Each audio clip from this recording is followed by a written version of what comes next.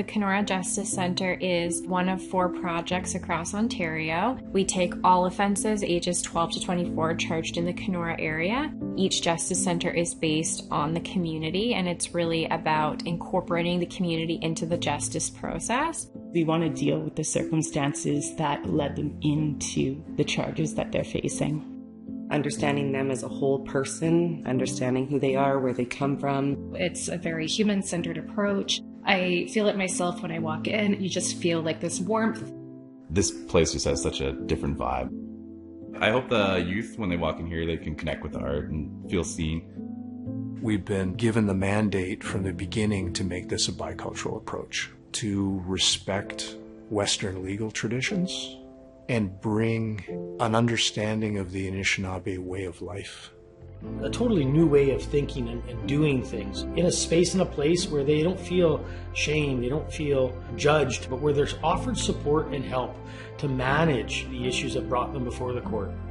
Meeting people where they're at, giving individuals the unique services that they need.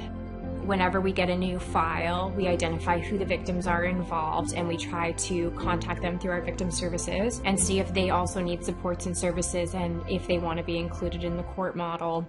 We recognize that a lot of these accused youth and young adults are actually victims themselves. It can be hard to navigate their way through finding supports. It can be confusing. So it's not just a court appearance. It's a one-stop shop. If it means housing, social assistance, referrals to school, to help them get a job, counseling. It's a community-focused wraparound process. It's meant to be meaningful, and it's doing just that. We're finding a lot of young people are very disconnected from their traditions. They're disconnected from a fundamental understanding of who they are. We're making every effort to reconnect them with their richest traditions. In our culture, they talk about the blood memory. It's inside of us, right? And all we need to do is just tap into it. And these kids remember. We have tobacco that people can offer as they're coming into court, and we always start court with a traditional prayer to try to open court in a good way. Tobacco is a spirit, and so when that is offered, people need to speak the truth, honor the tobacco. When you have those items or those gifts, the drum, present during the court, it gives a different spin. You can see that in the kids that come through that day. You can see it in their eyes. Almost like a sense of pride. We're in a circle, so that really helps because that means that we're all equal. And I have the youth sitting right beside me, and I just reassure them that it's not scary, that we're all here to help them. Kijiwanimin, loving everybody unconditionally, healing the individual to find their way, find a good way, find a good path. If people feel themselves reflected, I'm convinced that that will help people to live fuller lives.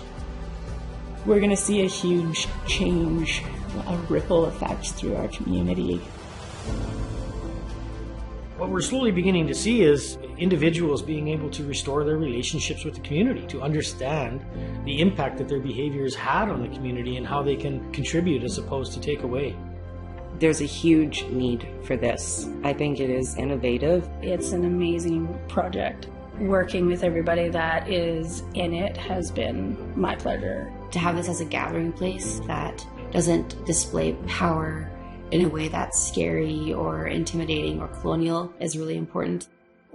Community, human relations, and justice at a deeper level. Thinking that looks 7 generations into the future. One individual at a time.